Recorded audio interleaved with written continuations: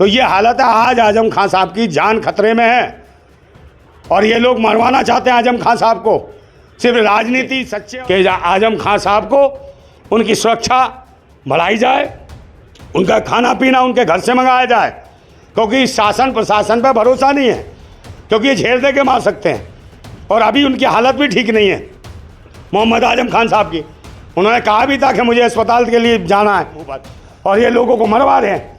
ये तो सीधा कत्ल है उस आदमी का, जो बेचारा भाई उसके परिवार के भी तो अच्छे लोग थे, फ्रीडम फाइटर थे उसके परिवार के, राष्ट्रपति रहे उसके परिवार के, पढ़ा लिखा आदमी था, अनपढ़ थोड़ी था कि मुर्गी चोरी, बकरी चोरी, पीतल चोरी, चम्मच चोरी, पतीला चोरी, गले में से 100 रुपया चोरी, ऐसे ऐसे मुकदमे लगा के आजम खान साहब को अंदर करा बंद।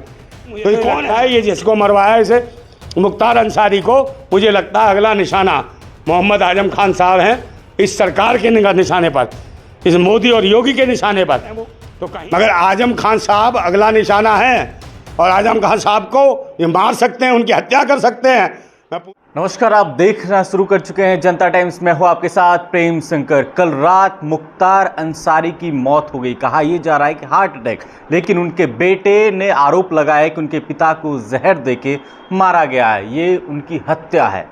और ऐसे ही तमाम कई सवाल भी उठे हैं। दरअसल ये भी कहा जा रहा है कि बीते दिनों मुख्तार अंसारी ने कोर्ट में अपनी हत्या को लेकर आशंका जाहिर की थी, जिसमें उन्होंने कोर्ट में ये भी कहा था कि मुझे धीरे धीरे स्लो पॉइजन दिया जा रहा है, मीठा जहर दिया जा रहा है।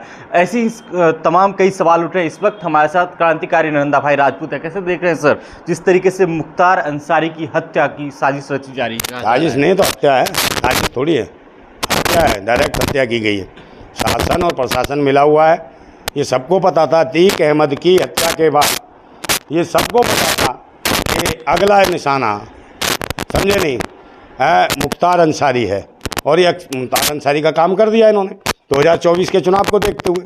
अब रेड अलर्ट कर रहे हैं, हर जगह लगा रहे का भाई यहाँ कर्फ्यू, वहाँ कर्फ्यू, वहाँ कर्फ्यू, पूरे उत्तर प्रदेश में कर्फ्यू। क्या कर्फ्यू कर रहे हो?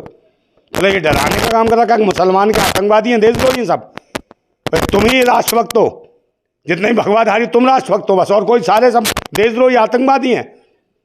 चाहे दलित हैं, चाहे पिछड़े हैं, चाहे मुसलमान हैं, इनको टारगेट कर रखा तुमने। शासन सत्ता में देखो ना कितने लोग हो तुम। अब पूरा देश समझ रहा है तुम्हारी हरकतों को। और जेल के अंदर प्रशासन क्या मीठा जहर दे रहे हो? क्या हिंदू और मुसलमान कराते रहो तुम? अबे कोई ना भला करा तुम्हारे, इसका कोई ना वोट दे रहा। ये पीछी है ना, इसकी में भी घुसड़ देंगे उंगल, ये पीछी भी हटाएंगे। तेरी जो हैंग मशीन चला रखी है, हैंग मशीन से आ रहे हो तुम, तुम्हारी औकात को वोट नहीं दे रहा तुम्हें, और बकवास कर रहे हो और किसी को मार दे रहे हो। कोई भी मतलब नहीं। अदालत किस लिए भाई? अदालत देगी ना, सजा जो देनी होगी अदालत को देनी। तुम कौन हो रहे और कौन थे वो जेल में जो जब मीठा जहर दे रहे थे उसे? उसको सस्पेंड कर दिया, उससे हो गया काम? तो इसका मतलब मानते हो कि जहर दिलवाया जा रहा था क्योंकि सस्पेंड कराई होगी सरकार ने, तो उसका किसका मतलब क्या है? अब कौन सी जाँच? कई तो ऐसे कह रहे हैं CBI जाँच कराओ। अबे जाँच कौन कराओ? मूर्ख है क्या जो CBI जाँच की मांग कर रहे हो तुम? एक बात बताओ, सरकार इनकी, जांचें इनकी, एजेंसियां इनकी, सब कुछ तो इनकी है। जो जैसा चाहते हैं वैसी जांच कर देते हैं। तो मूर्ख हो क्या बिल्कुल ही कि ये जांच कराओ? जब बंदा तो क्या खामा खा तुमने मरवा दिया बिना मतलब का। पिछले वो 2005 से लगातार जेल के अंदर बेचारा भाग रहा है, दौड़ रहा है। अब उसका आखिरी टाइम था छूटने का, तो इन्होंने कहा छूटने का इस पर राजनीति होनी चाहिए। इन्होंने काम कोई नहीं करा, ना शिक्षा पे, ना स्वास्थ्य पे, ना रोजगार पे, ना सुरक्षा पे, और ना महंगाई पे, ना बहन बेटियों की इज्जत सम्मान पे। कहते थे बेटी बचाओ बेटी पढ़ाओ, बेटियों की इज्जत लुटवा दी इन्होंने, नंगी घुमवा दी। थू थू है इनके भाजपा सरकार के मुंह पर, और ये लोगों को मरवा रहे हैं। ये तो सीधा कत्ल है उस आदमी का, जो बेचारा भाई उसके परिवार के भी तो अच्छे लोग थे, फ्रीडम फाइटर थे उसके परिवार के, राष्ट्रपति रहे उसके परिवार के, पढ़ा लिखा आदमी था, अनपढ़ थोड़ी था। और उसे भागना होता था 2005 से जेल में। जब इतना माफिया था तो भाग जाता देश छोड़ के। इसको मुझे तो ये लगता है ये जिसको मरवाया इसे मुख्तार अंसारी को, मुझे लगता है अगला निशाना मोहम्मद आजम खान साहब हैं, इस सरकार के निशाने पर, इस मोदी और योगी के निशाने पर।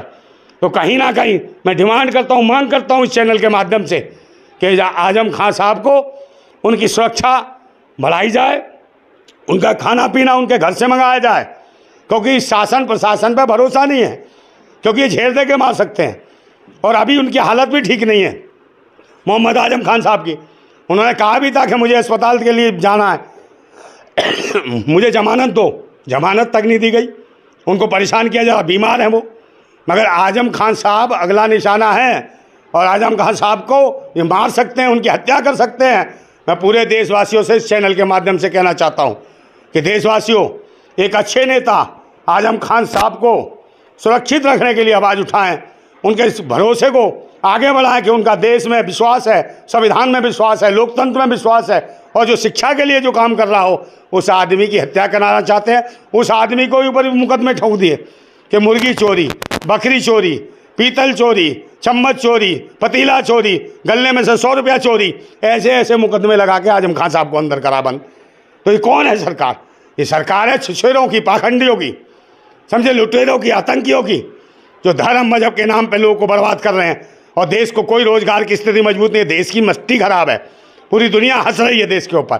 चले ये विश्वगुरु है, 87 करोड़ लोग भीख मांगते हैं, देश के जो 4 किलो चावल पे पल रहे हैं, गेहूं पे पल रहे हैं, अरे कहते हैं विश्वगुरु बन रहा देश, और बहन बेटियों की इज्जत लूट रहे हैं। इसलिए मैं कह रहा हूँ ये जो हत्या की गई है, इस हत्या के खिलाफ एक सही जांच जब ही हो सकती है जब ये सरकार हटेगी। ये निकम्मी और नकारा सरकार है, सब मैन मिस्ट्री मीडिया चोर है। मैन मिस्ट्री मीडिया कल से दिखाने में लगी है, ये ऐसे कत्ल करता था, ये ऐसे मरवा देता था, ये ऐसे करता था। और भूतनी के उससे पहले जब भाजपा सरकार नहीं थी, यही चैनल वाले वहाँ उसका गू खाटते थे, चाटते थे, जब नहीं दिखाई दिया है। जब तो मुख्तार अंसारी साहब जब फटती थी नहीं की, और अब ये नौटंकी, तो ये भी देश के बर्बाद लोग हैं। ये एक तरफ नहीं है, ये माल खा रहे हैं देश का, ये देश को लूट रहे हैं। मैन मिस्ट्री मीडिया वाले सही खबर नहीं दिखा रहे हैं, और ये नई खबर दिखा रहे हैं। जब यही हाल है कि जब ऐसे लोग नहीं मारे जा रहे, अरविंद केजरीवाल को अंदर डाल दिया, भाई तुम्हारी सरकार है और कौन आचार संहिता लग गई तब, तो ये तानाशाही नहीं है। हेमंत सोरेन को डाल दिया, ये तानाशाही नहीं, मुख्यमंत्रियों को अंदर डाला जा रहा है और डराया जा रहा है कि भाई हमारा राज्यपाल है, हम लोग यहाँ राष्ट्रपति शासन कर देंगे और चुनाव रद्द कर देंगे, आगे से चुनाव नहीं होने देंगे दिल्ली का, विधानसभा ही खत्म कर देंगे दिल्ली की। ऐसी मानसिकता के लोग ये लोकतंत्र के लिए घातक हैं, समझे नहीं, ये लुटेरे हैं देश के, ये संविधान खत्म करना चाहते हैं। मुख्तार अंसारी के साथ जो किया गया है ये बिल्कुल नहायतन गलत है, और ये जो है हत्या है, और हत्या की कार्रवाई करेगा कौन? क्योंकि शासन प्रशासन में सब इनके लोग हैं। मैं तो इससे मांगता ही, मैं सोचता हूँ। मैं आपको बता दूं कि मुख्तार अंसारी ये वही इंसान है जिनके दादा अब मैं स्वतंत्रता सेनानी थे, उनके नाना को महावीर चक्र विजेता कहा गया था, और खुद मुख्तार अंसारी 4 से 5 बार विधायक रहे हैं, कई बार निर्दलीय भी जीते हैं, और तमाम ऐसे बड़ी हस्ती थे एक तरीके से आप कह सकते हैं। और कहा यह भी जा रहा है कि जब मुख्तार अंसारी कोर्ट जाते हैं तो उनके बेटे को नहीं मिलने दिया जाता है, तो कहीं ना कहीं ये भी कहा जाता है कि कई राज थे जो मुख्तार अंसारी अपने बेटे को बताना चाहते थे, लेकिन अपने पिता से उस बेटे को नहीं मिलने दिया जाता है। क्या इतना बड़ा जुर्म था कि एक बेटे को अपने पिता से नहीं मिलने दिया जा रहा था? देखिए, मुसलमान होना नहीं था, और उस आदमी का अपना वर्चस्व था अपने क्षेत्र में, इतना गरीबों का मदद करने वाला आदमी था, सब उनको प्यार करने वाला। यही वजह था कि वो इंडिपेंडेंट भी जेल के अंदर से जीत जाता था, कोई तानाशाही से नहीं जीतता था। वहाँ के लोगों से, लोकल लोगों से, वहाँ के विधानसभा क्षेत्र जो उसका विधानसभा क्षेत्र था, वहाँ पूछना चाहिए, लोग उसको प्यार करने वाले हैं, रो रहे हैं आज। और ये धर्म के नाम पे जो आए हैं, बहन बेटियाँ लूट रहे हैं, इज्जतें लूट रहे हैं बहन बेटियों की। जिस धर्म की बात करते हैं, हिंदू धर्म की, समझे, किसमें बनारस हिंदू यूनिवर्सिटी में हिंदू लड़की का बलात्कार करते हैं ये लोग। चिमनियानंद छोटी छोटी बच्चियों से मसाज कराता है ये साधु। इनको कौन मारेगा? इनको एनकाउंटर कौन करेगा? इनको कौन स्लो पॉइजन देगा? इनको कौन खिला रहा फल फूल कंद फूल? इनकी चूल कौन खत्म करेगा भूतनी वालों की? समझे, इनको मारो। जो अय्याश ये बैठे हैं, कुलदीप सेंगर को कौन मारेगा? कौन है? रिश्तेदार है। और ये कौन है? ब्रजभूषण सिंह, जो महिलाओं को, देश की गोल्ड मेडलिस्ट खिलाड़ियों को छेड़ाखानी करता है, इसको कौन देगा? ये रिश्तेदार है ना योगी के, हैं। रिश्तेदारों को बचाओ और इनको मरवा दो पूरे देश के लोगों को। क्या हद कर दी है? ढोंग पाखंड का छोला पहन के लोगों को डराते फिर दो और कहते जो बोलेगा उसको जेल में डाल देंगे। हाँ, कर दो तानाशाह, करो तुम। ये देश को बर्बाद करने वाले भिखमंगो, देश तुम्हें कभी माफ़ नहीं करेगा।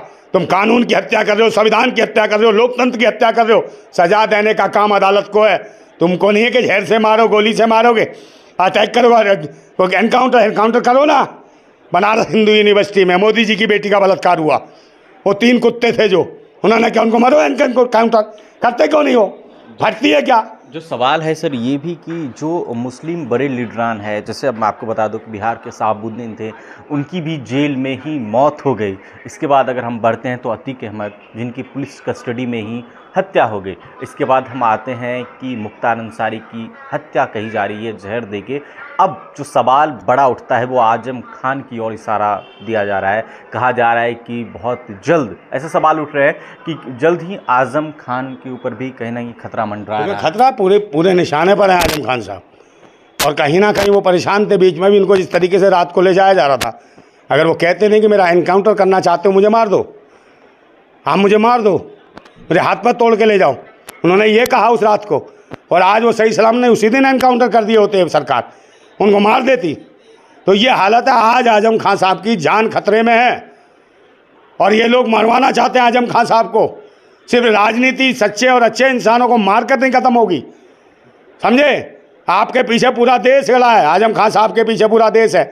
आप उनको मारना चाहते हो, सच्चे और अच्छे इंसान को, क्योंकि वो स्कूल बनाते हैं, कॉलेज बनाते हैं, ऐसे लोगों को मारना चाहते हो। और तुम क्या बनाते हो? पाखंड, ढोंग, आतंक, धर्म मजहब के नाम पे इस तरीके से लोगों को मरवाते हो, लोकतंत्र की हत्या कराते हो। मैं मांग कर रहा हूँ बार बार आपके चैनल से कि आजम खान साहब की सुरक्षा बढ़ाई जाए, उनकी सिक्योरिटी बढ़ाई जाए, और उनके परिवार से, उनके घर से उनका खाना आना जाने में जो खाना आना चाहिए, नहीं तो ये जहर दे के किसी को भी मार सकते हैं। इसलिए इनके खाने पे कोई भरोसा नहीं है शासन और प्रशासन के पे।